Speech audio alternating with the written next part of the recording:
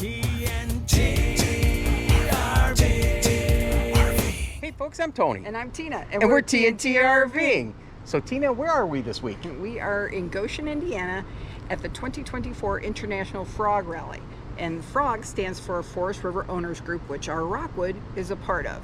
So we want to show you how we set up camp with a couple new additions. So come on in for a tour. Okay, so we got our flag set up here as usual with our solar light. But of course, because we're at the International Frog Rally, we have to have our little frogs. Have we ever named them? I don't think so, not yet. Maybe this week. Got our satellite dish here. Got our bikes on the back. Of course, we haven't taken them off yet. Not sure why, but they'll be coming off soon.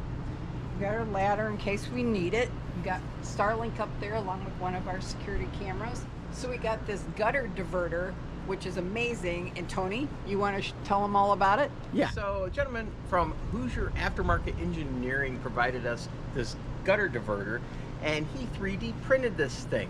So I love the idea of it, and what we really like about it is our shoes will no longer get dripped on.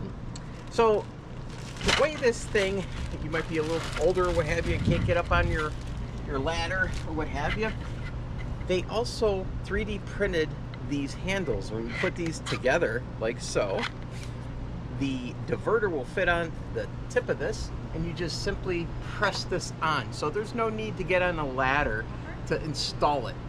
So what I really like about it is, like I said, it will simply take that condensation water, go down into the hose, and you just redirect it over to the other side, and it doesn't bother our pile of shoes.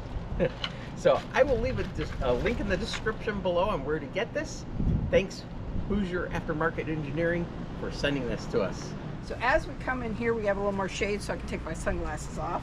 We got more frogs. So those were our very first frogs. They're pretty cute. Of course, we have our fan going here to keep the cool and keep the bugs away. And we've got our shelf, and again, we got frogged 3 times here. This is one of the things that the people like to do. Put these little frogs around when you're not here.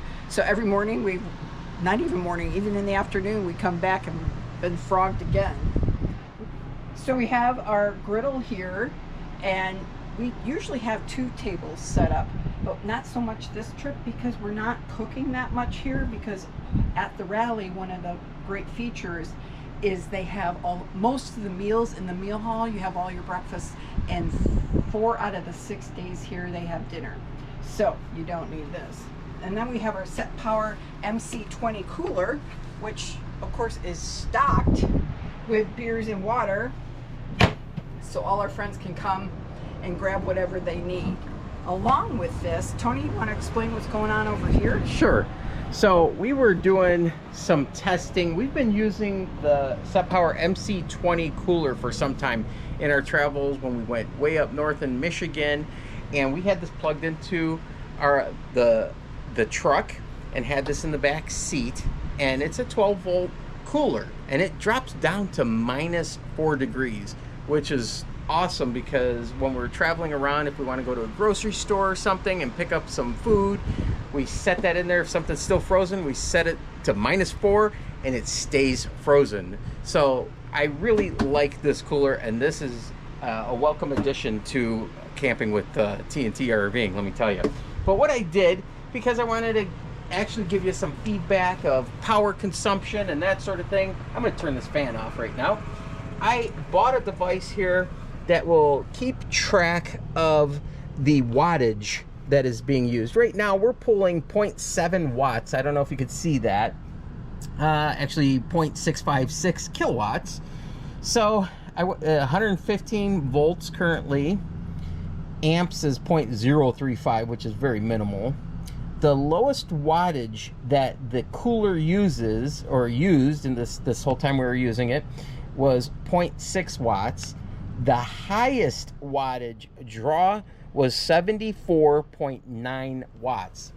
So that's when we first initially turned it on, it'll use that 74.9 watts. And that's just a little something I figured, real world usage outside here, I wanted to share that with you. But so far, for the past, what is it, month or so, we've been using the Set Power MC20. I really like it, for sure. We did the same thing when we were up in Mackinac City in Michigan. We had it sitting out at the campsite, and it was great to come back from whatever we were doing. We just grab whatever we needed beverage-wise, whether it be Gatorade or water or what have you, and it was right there without having to go inside, which was really nice. Yep. It is a great addition, and we love leaving it here, right at the campsite. Tina, let's continue along, and can you show our viewers what else we have? Oh, so what else we have? We have our disco ball. No, just kidding. The disco ball. Well, hey, that disco ball, you remember, it was saved from that storm, and I'm going to drop a picture of the previous tent that we had. Oh, yes. Yeah, we saved it from the storm. Unfortunately was damaged. So that's kind of fun. So, as we continue on, we now have this great addition. Thank you, Lippert. We've got this great gazebo. So this is going to come in so handy when we're camping and it's buggy, or if we need to get out of the rain, or even it adds added shade. So we've got it open now just so you can see it, but you can zip it up so the bugs won't get in. But this is really cool, and it is so easy to open. But this is awesome. Look at this. So we got to figure out a way to hang the disco ball in here is what we're thinking. But for right now, this is really nice. I like this a lot. This is a great addition. Well, so there you have it. That's our setup here for Frog. I hope you found this video helpful, useful, entertaining possibly. And if you did, I'd appreciate it if you'd subscribe to TNT RVing. Yep, give us a big thumbs up, a like, and we'll see you at the campground. TNT.